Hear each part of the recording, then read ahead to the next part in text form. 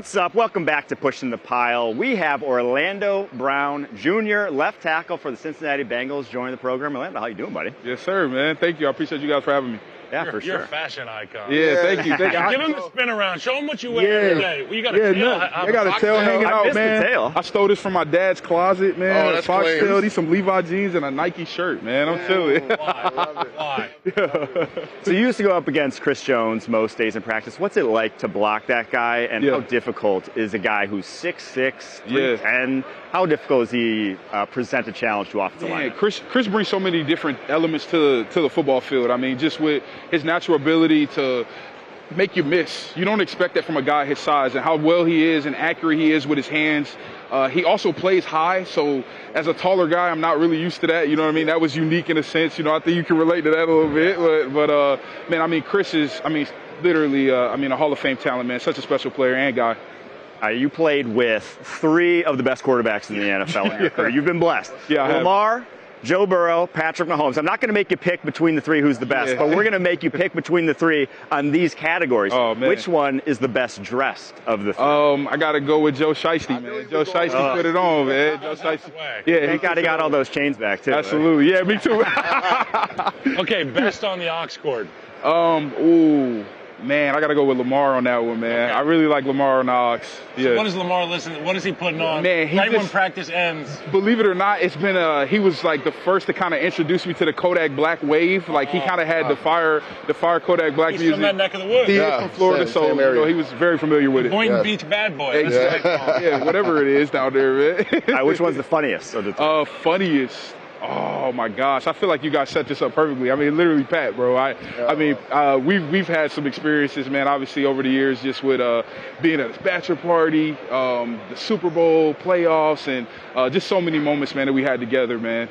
I want to get into their leadership because, again, you have played for 3 of probably the top 4. Some would say maybe the top 3 quarterbacks in the league.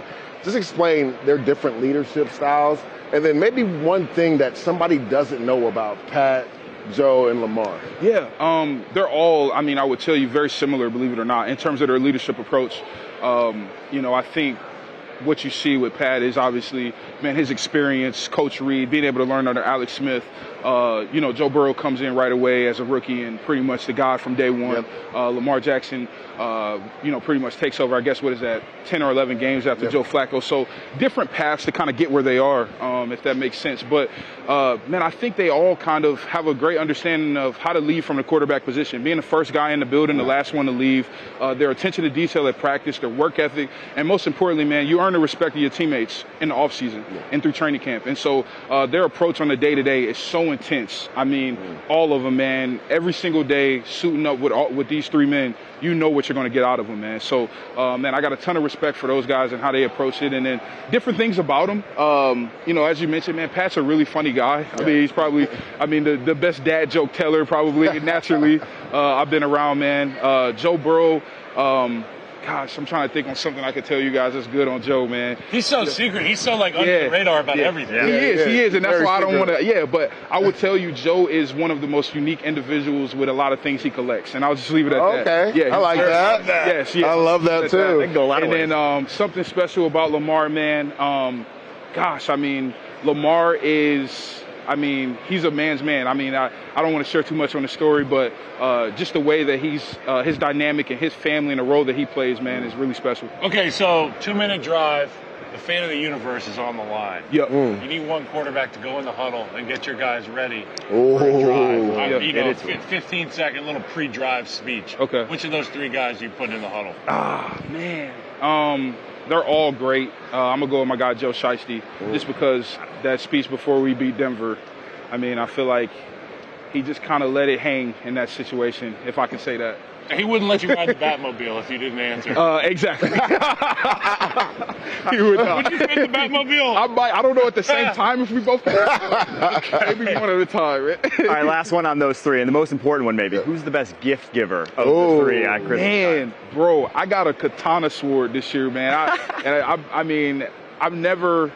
own a lot of stuff. I don't have a katana sword, but from Japan. From Japan. It came with a whole story. I wish I had the paperwork on me so I could tell you all of it. But this knife was handmade in Japan somewhere, man, through a specific tribe. So now you're the last samurai. It's me.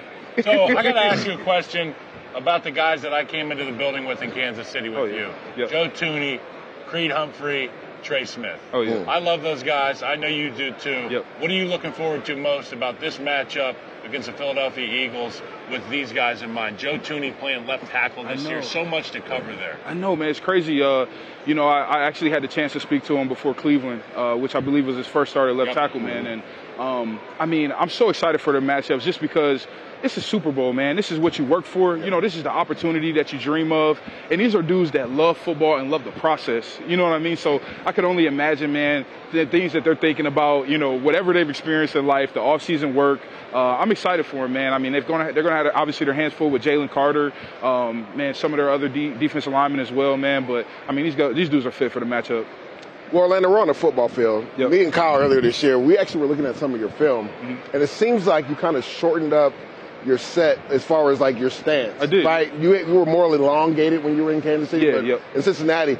Explain, first of all, show us a demonstration of how you switched it up from the elongated to short, and what went into that decision. Yeah. So, obviously when you get to the NFL level, it's all about getting better each and every year. That's how you stay here. And so, for me, man, I was doing my evaluation. I'm looking at my film, trying to figure out a way to get an edge on everyone.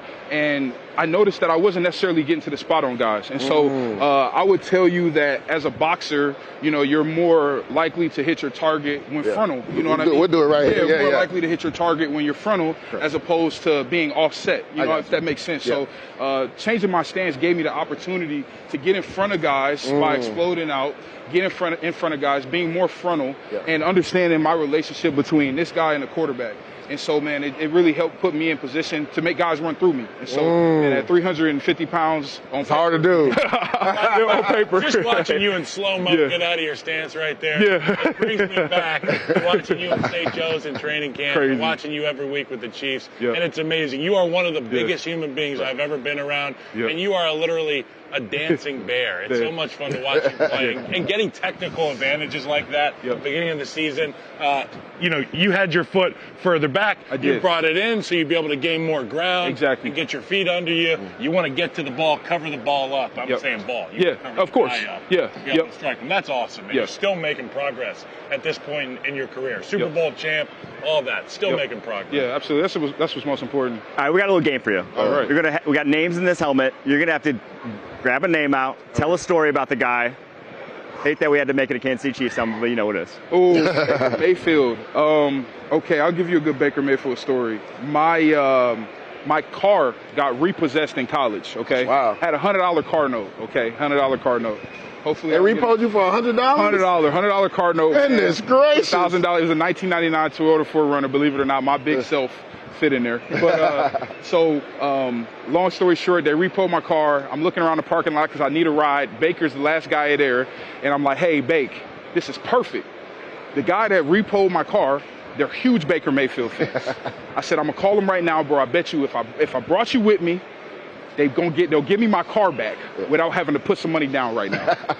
And he goes, "Man, if you get them on the phone, they say yes, I'll go." So I say, "Okay." Call them. Bake takes me over there. Bake high five, shakes, autographs. They give me my keys to my car. Man, I paid that guy to follow him up like $400. So but yes. That's a great story. We all feel like Baker Mayfield's the ultimate dude's dude. For sure. Absolutely. Like I never got to play for him, but he seems like a guy that I would jump at the opportunity to play for. Always there when you need him. Yeah. What do we call it? Foxhole guys. That's the guy you. Foxhole. Yes, absolutely. He's bringing a cooler of beer to the He really is. All right, another name. All right, let's see what we got here. Travis Kelce. Wow. Yeah. That gets sticky. Let's see here. Best Travis Kelce story, man, that I can tell. Gosh. He's a superstar now, man. I can't. Isn't that crazy? I know. It's like, he's like. You're going to have Swifties coming at you, say the wrong thing. I know. That's gotta be careful. I'm trying to watch what I say, man. Gosh, Travis Kelce was the first person to introduce me to roulette. in Vegas. So Yes. he was the first person. Kyle was actually there. Yes. So Travis is the first person to introduce me to the game of roulette. I've always seen it. You always hear black and red. I've never seen anybody play the numbers. Correct. Yo! Playing the number. Yes, that's craps. Hold on. That's craps. Inside story right there. Yeah. It sounds like an inside story. It's really. But Travis is the first to introduce me to roulette, man. So I'll just leave it at that. Roulette spins. Craps is the table. Big table. That's when you go, yo, 100 on the yo. Hard yo. Yeah. All right, no loss. All right, last one here, man. Tyreek Hill. I'm so glad you guys gave me that one. So Okay. I'm dying to tell this one on TV. So how much time I got here? You got some time? Yeah, Go ahead. You got time. All right, so I'm holding out during this time. I'm training in Miami during the summer, okay? And this was I believe, right around minicamp, okay? After minicamp maybe had ended or right before. And so Tyreek Hill had a camp for kids in Kansas City at the time. I'm boarding a flight in Miami. This guy taps me on my shoulder. I got my headphones on. I don't look back. He taps me again and goes, "Hey, man, it's me." And I turn around, it's Tyreek. He's holding his daughter.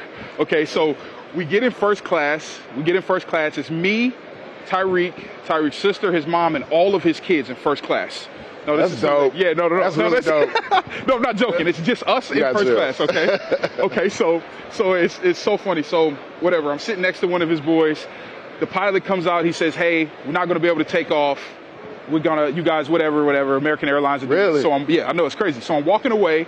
Tyreek's son comes up to me. He says, "Hey, my daddy want to talk to you." I'm like, "What's your daddy want?" He says, "Man, I don't know. My daddy want to talk to you." So I go up to Tyreek. I'm like, "What's going on?" He says, "Hey, bro, man, I'm going to get a PJ out of here tomorrow morning at 9 a.m. If you want to ride with us, you can." And so I thought he was joking. Anybody know Tyreek, man, you know, he got a little bit of that in him where he joked a little bit. So I didn't know if he was serious. I still bought a ticket to leave to follow Just the game. in case. Just in case. But he allowed me to ride on the PJ, man, which is awesome, man. So shout out to Tyreek. That's a dope story, man. All right, we're going to do one last game here. All we right. have teams that I'm going to show you, and you're going to pick an Let you emoji slide in the middle here. that the team elicits right. from you. So right. I guess first one I already tipped the hand here. We got the Kansas City Chiefs. All right. What emoji are you going with? There's no diamond emoji on there. No, yeah, there's no diamond. Going with the emoji. 100. Camera, But yeah. 100, man. But 100. Go All get right. that three-peat. Cincinnati Bengals. Oh, yeah. Ooh. Man, let me see here. You can repeat emojis. If Yeah, I know. Okay, all right, cool. going Yeah, I'm 100 again? About to Keep it 100. I don't think Keep this it one's going to 300. You ain't lying. Let's go. This one ain't to listen to 100. Pittsburgh Steelers. Yeah, man. I wish you guys had the poop emoji, but oh, good, man. They There ruined you a lot go. of Christmases for me as a child. Yeah. All right, Las Vegas Raiders. Man, you know what's crazy? I actually really like the Raiders, but I'm gonna go like this, man. You look real good in a Raiders jersey. Yeah, I don't think so too, but I'm not wearing Raiders. I'm a Bengal for life, man. Here we go. All right, Baltimore Ravens. Ooh. Oh, yeah. Where it started. I know, man. I wish I had a heart. I don't have a heart. Do it like this. Yeah, so yeah, that's a good point. Yeah, giving out hearts. Hearts in the chat, man. Heart Hearts it in the up. chat. All right, last one here. Denver Broncos. Oh man, one of my best friends plays for them, man. So I'm gonna give him the eyes. Eyes. What were you guys doing against Buffalo? Oh. Oh, wow. Dang! Shots fired. OB.